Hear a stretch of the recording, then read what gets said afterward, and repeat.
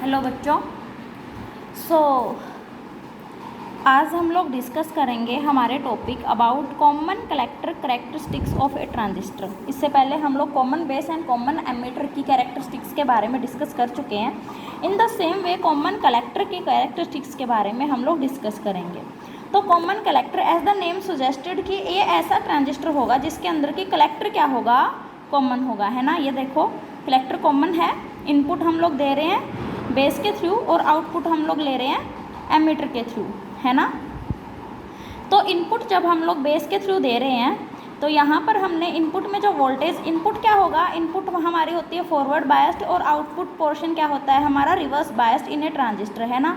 तो forward biasing के लिए अगर हम लोग NPN ट्रांजिस्टर का यूज़ करते हैं तो बेटा बेस टाइप क्या हुआ मेरा, P टाइप का हुआ, है ना। बेस क्या हुआ, P टाइप का हुआ। तो P को जब हम लोग फॉरवर्ड बायसिंग अप्लाई करेंगे तो इट मीन्स कि इसको बैटरी के पॉजिटिव टर्मिनल से कनेक्ट करना होगा।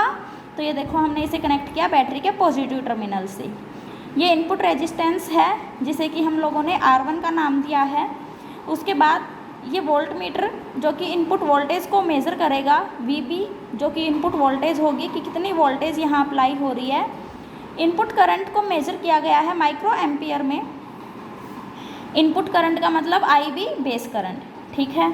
उसके बाद ये तो हुआ हमारा input portion, okay. Input junction, output junction की अगर हम लोग बात करते हैं तो एमीटर और कलेक्टर के बीच में जो पोर्शन होगा यहाँ से हम लोग आउटपुट को कलेक्ट करेंगे।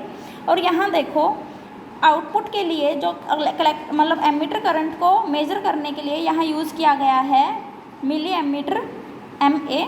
उसके बाद वोल्टेज के लिए यहाँ यूज़ किया गया है V2 जो कि आउटपुट वोल्टेज को कलेक्ट करेगा। R2 is the output resistance जिसको कि हम लोग वेरी भी करेंगे और फिक्स भी करेंगे। उसके बाद आउटपुट वोल्टेज जो हमने बैटरी के साथ कनेक्ट किया है ये क्या है, आउटपुट वोल्टेज के लिए VCC, ठीक है।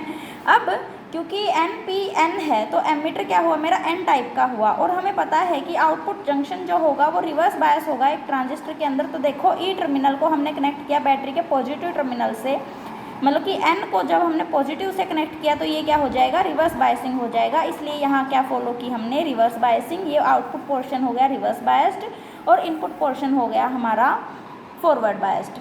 ऐसा ही हम लोग हमेशा करते हैं, है ना। वही हमने यहाँ भी किया। Input voltage VBB, resistance input R1, output voltage VCC, resistance output R, okay. अब इनपुट कैरेक्टरिस्टिक्स के बारे में हम लोग स्टडी करते हैं।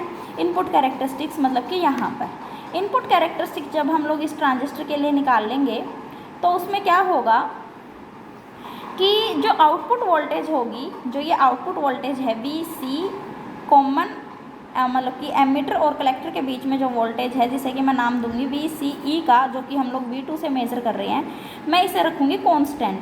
VCE को मैं रखूँगी कांस्टेंट और V1 को मतलब कि जो इनपुट वोल्टेज है उसको वेरी करवाऊँगी किसके साथ, इनपुट करंट के साथ, और फिर उन वैल्यूज़ को नोट करूँगी, ओके।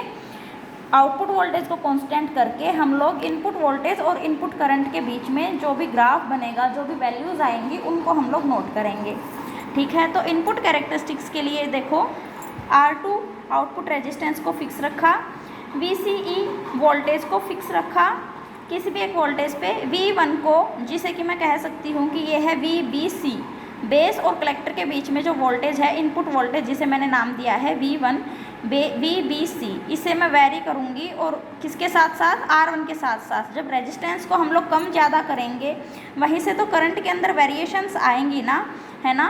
तो रेजिस्टेंस को वेरी करने के साथ साथ जो वोल्टेज और करंट की वैल्यू होगी इनपुट के अंदर, इनपुट पोर्शन में हम लोग उसे नोट करेंगे, ठीक है। तो जब हमने इसे नोट किया तो हमारे पास इस तरह का ग्राफ आया। हमने ग्राफ प्लॉट किया input current, base current, input voltage VBC base collector voltage, है ना, VBC इनपुट वोल्टेज, और अब VCE जो आउटपुट वोल्टेज है इसे किया फिक्स, एक बार इसे कर दिया 2 वोल्ट पे फिक्स, एक बार इसे किया 3 वोल्ट पे फिक्स, एक बार इसे किया 4 वोल्ट पे फिक्स। तो हमने इस तरह की कैरेक्टरिस्टिक्स नोट की कि सबसे पहले जब हमने बेस करंट को इंक्रीज़ करना स्टार्ट किया तो वो इंक्रीज़ हुआ, और इंक्रीज़ होने के बाद एक पर्टिकुलर कलेक्टर बेस वोल्टेज के लिए उसकी वैल्यू क्या हुई, डिक्रीज़ भी हुई, ठीक है।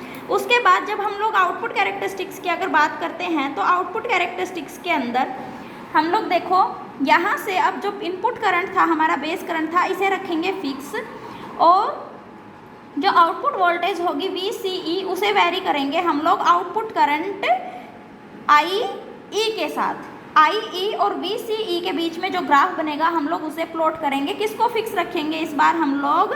इनपुट करंट IB को। देखो इनपुट कैरेक्टरिस्टिक्स के लिए हमने आउटपुट वोल्टेज को फिक्स किया था और आउटपुट कैरेक्टरिस्टिक्स के लिए हमने फिक्स किया इनपुट करंट को, ठीक है।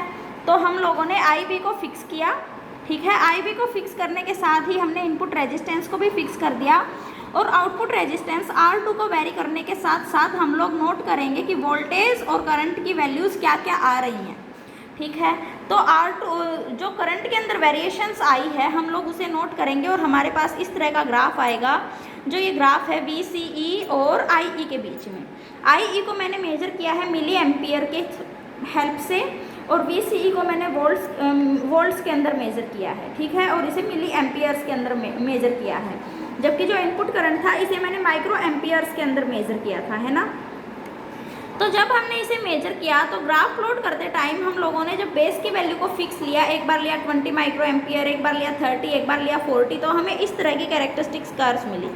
इसके अंदर सबसे पहले तो जैसे ही हम लोगों ने VCE के साथ एमीटर करंट को इंक्रीज करना स्टार्ट किया तो वो बहुत रैपिडली इंक्रीज हुआ, वेरी फास्टली। उसके बाद फर्दर जब हम लोगों ने VCE की वैल्यू को इंक्रीज किया, फर्दर मतलब आउटपुट वोल्टेज की वैल्यू को इंक्रीज किया, तो जो IE जो आउटपुट करंट था ये इंक्रीज तो हुआ but in a slow manner, है ना। देखो यहाँ तक तो ये बिल्कुल रैपिडली इंक्रीज कर रहा है और फिर थोड़ा सा स्लो मैनर में इंक्रीज हो रहा है। तो ये हमने आउटपुट कैरेक्टरिस्टिक्स के अंदर बात नोट की। सेकेंड थिंग हमने क्या नोट की कि जैसे जैसे हम लोग इनपुट करंट की वैल्यू को इंक्रीज करते हैं वैसे ही हमें आउटपुट करंट की वैल्यू भी ज़्यादा मिलती है। मतलब कि IB की वैल्यू को इंक्रीज करते हैं तो हमने देखा कि IE की वैल्यू भी क्या है, ज़्यादा है। देखो 20 माइक्रो एम्पियर के लिए हमें IE की वैल्यू ये मिल रही थी इस ग्राफ के अलोंग, और 40 माइक्रो एम्पियर के लिए हमें IE की वैल्यू ये मिल रही है जो कि हाइयर देन 20 माइक्रो एम्पियर से है। तो इसीलिए हम लोग कह सकते हैं कि IB को इंक्रीज करने के साथ साथ IE की वैल्यू भी इंक्रीज हुई। That's it. ये थी बेटा इसकी आउटपुट कैरेक्टरिस्टिक्स। ओके, अब हम लोग इसके अंदर डिस्कस करेंगे कि करंट गेन क्या है। करंट गेन हम लोगों ने देखा था कि जो output current by input current का जो रेशो होता है उसे हम लोग किसी भी चीज़ का क्या कहते हैं, गेन कहते हैं, ठीक है, करंट गेन। तो यहाँ जो करंट गेन है उसे हमने रिप्रेजेंट किया गामा से। Gamma is equal to change in output current by change in input current. Output current को रिप्रेजेंट किया है डेल्टा IE से, और जो इनपुट करंट के अंदर चेंज है उसे रिप्रेजेंट किया है डेल्टा IB से। ओके, अब जो गामा की वैल्यू है वो बीटा से थोड़ी सी ज़्यादा है। क्यों? क्योंकि जो IE की वैल्यू है ये भी IC से थोड़ी सी ज़्यादा है। हमें पहले ही पता है कि IE is equal to IB plus IC, है ना। तो इसीलिए IE की वैल्यू IC से थोड़ी सी ज़्यादा है, तो इसीलिए बीटा की वैल्यू से गामा की वैल्यू थोड़ी सी ज़्यादा है। ओके, क्यों? क्योंकि बीटा की वैल्यू क्या होती है, IC बाय IB, और गामा की वैल्यू क्या है, IE बाय IB। तो इसीलिए हम लोग कह सकते हैं कि गामा की वैल्यू बीटा से थोड़ी सी ज़्यादा है। अब हम लोग गामा की वैल्यूज़ को रिप्रेजेंट करेंगे अल्फ़ा और बीटा की फॉर्म में। तो अल्फ़ा की फॉर्म में जब हम इसे रिप्रेजेंट कर रहे थे तो बेटा अल्फ़ा की फॉर्म में जब हमने इसे रिप्रेजेंट किया तो हमने देखा gamma is equal to delta IE by delta IB होता है ना। IB को हम लोग इजीली लिख सकते हैं कि वो IE माइनस IC होगा, because IE is equal to IB plus IC होता है। तो IB की वैल्यू क्या आ जाएगी, IE माइनस IC। हमने जस्ट यहाँ वो पुट कर दिया। अब हमने न्यूमिनेटर और डिनोमिनेटर दोनों को IE से डिवाइड कर दिया डेल्टा IE से, ठीक है। तो हमारे पास ये आया। अब इसे डिवाइड करने के बाद ये भी टर्म 1 बन गई और ये भी टर्म 1 बन गई। ये क्या बन गया, अल्फ़ा, है ना। Alpha is equal to IC by IE, है ना। तो इसीलिए gamma AC is equal to 1 by 1 minus alpha AC। In the same way हम लोग गामा DC को भी लिख सकते हैं कि gamma DC is equal to 1 by 1 minus alpha DC। Okay, ये तो हुआ अल्फ़ा और गामा के बीच में रिलेशनशिप। अब हम लोग बीटा और गामा के बीच में भी रिलेशन इजीली फाइंड कर सकते हैं। तो गामा की वैल्यू क्या होती है, delta IE by delta IB, delta IE by delta IB, sorry, okay. तो आई ई की वैल्यू को हम लोगों ने फिर से पुट किया I B plus I C. Delta हमारे साथ चल रहा है because this is representing that the voltage source is A C. A C क्या रिप्रेजेंट करता है, चेंज को, और डी सी क्या रिप्रेजेंट करता है, सिंपल एक स्टेट वैल्यू को, है ना। तो ये डेल्टा क्या रिप्रेजेंट कर रहा है, ए सी की वैल्यूज़ को, है ना। तो डेल्टा, अब हमने क्या किया, इसे कंप्लीट एक्सप्रेशन को, मतलब कि न्यूमिनेटर को भी और डिनोमिनेटर को भी, दोनों को डिवाइड कर दिया बेस करंट से। तो delta I B by delta I B, delta I C by delta I B और I B by I B, ठीक है। तो यहाँ से ये 1 बन गया, ये टर्म आ गई और ये भी बन गया 1। तो I C by I B की वैल्यू क्या होती है, beta. Then gamma is equal to 1 plus beta. तो gamma A C is equal to 1 plus beta A C and in the same way gamma D C is equal to 1 plus beta D सी।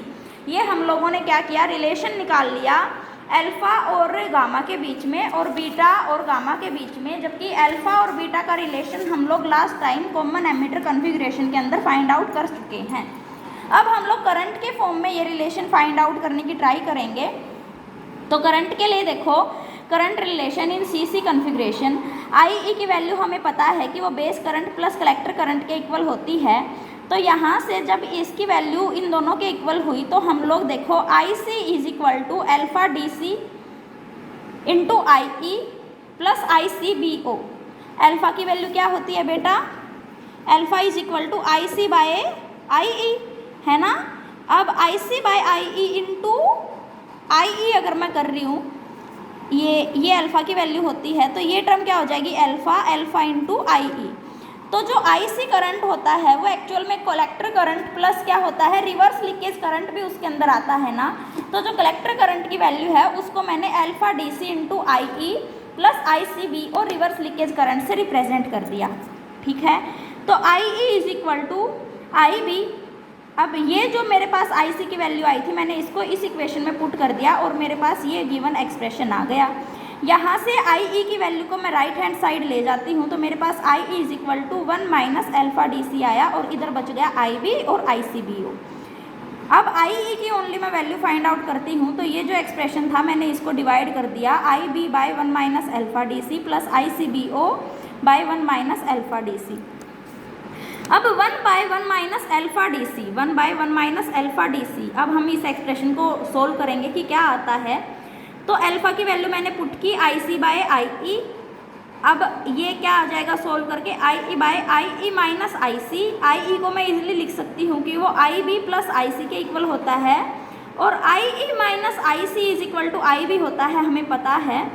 तो यहाँ से अब ये क्या आ जाएगा, I C by I B plus 1, है ना, जबकि I C by I B की वैल्यू होती है बीटा। तो इसीलिए हमने 1 by 1 minus alpha D C को किसके अंदर कन्वर्ट कर लिया, बीटा प्लस 1, है ना।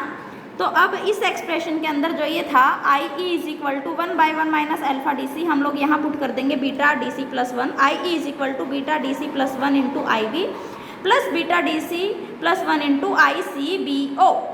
ओके। अब रिवर्स लीकेज करंट की हमें वैल्यू पता है कि as compare to the base current बहुत कम होती है, तो हम लोग इस वैल्यू को नेग्लेक्ट कर देंगे और ओनली इस एक्सप्रेशन के साथ डील करेंगे। तो I E is equal to beta D C plus 1 into I B. अब I E by I B is equal to beta D C plus 1। अब I E by I B की value क्या होती है, gamma.